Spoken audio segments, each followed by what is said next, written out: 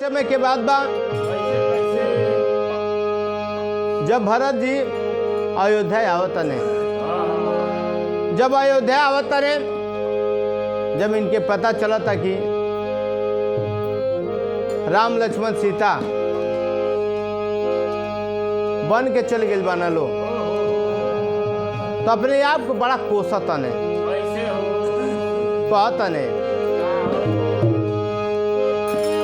और कोसतने विलाप करतने कहतने रोवताड़े भरत जी भैया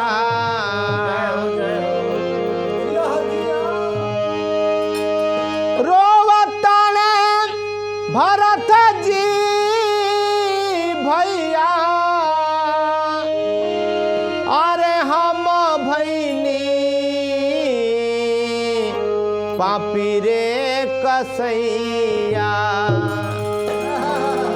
किया हो मोरे रामा,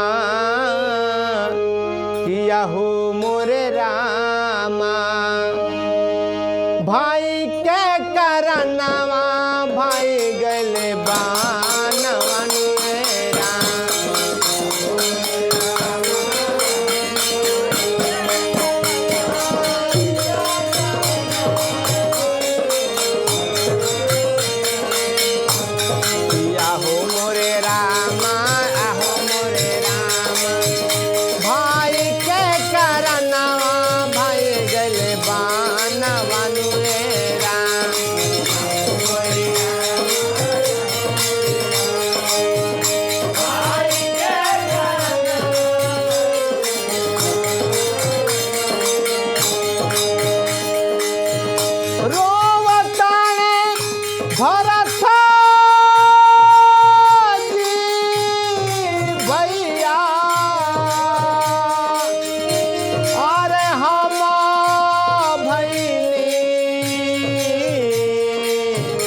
पापी रे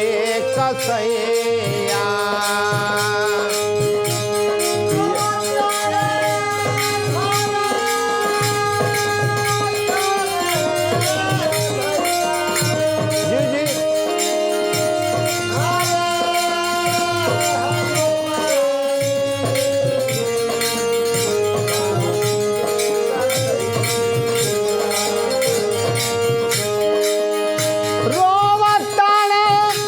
भरत जी भैया हम भैनी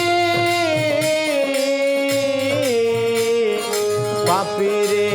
कसैया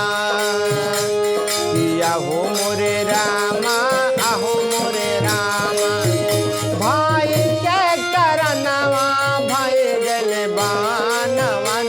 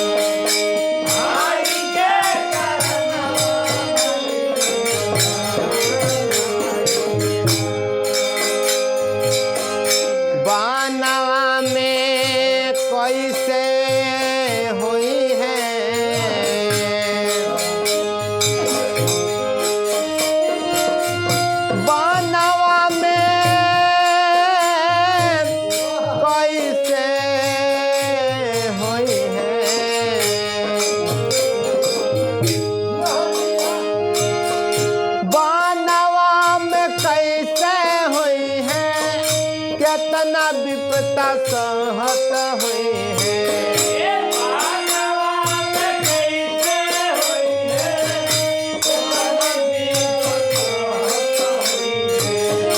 बानवा में कैसे हुई है, कितना विपत सहत हुए हैं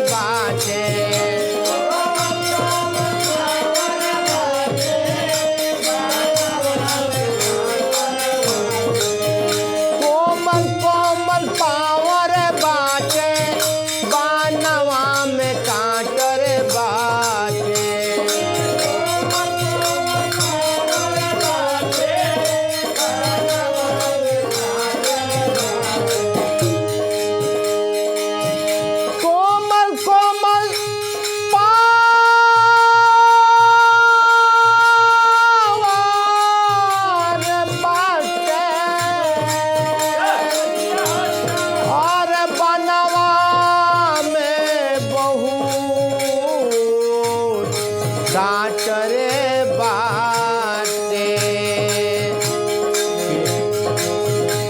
किया हो मोरे रामा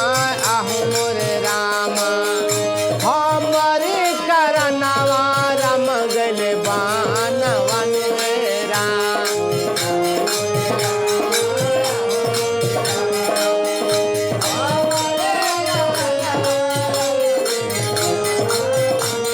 किया हो मोरे रामा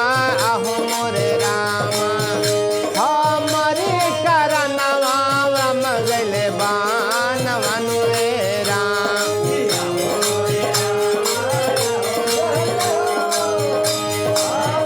ए भैया ए पा कहे गुरु आखे गौतम बहुत बढ़ल बाटे सीतम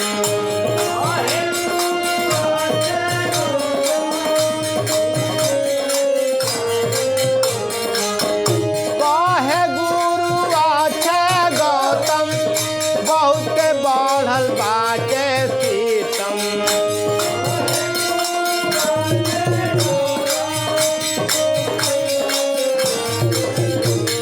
काहे गुरु अच्छे गौतम अरे बहुते बढ़ल बासीतम कि आहो मोरे रामा आहो मोरे रामा हमारे करनवा भाई गल बानवन राम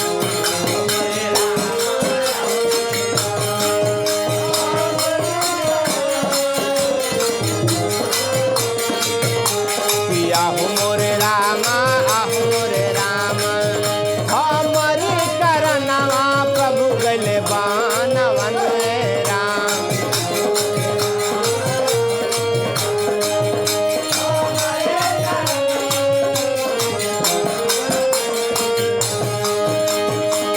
रोवताने भरत जी भैया अरे हम भैनी पापी रे कसैया आहू मोरे रामा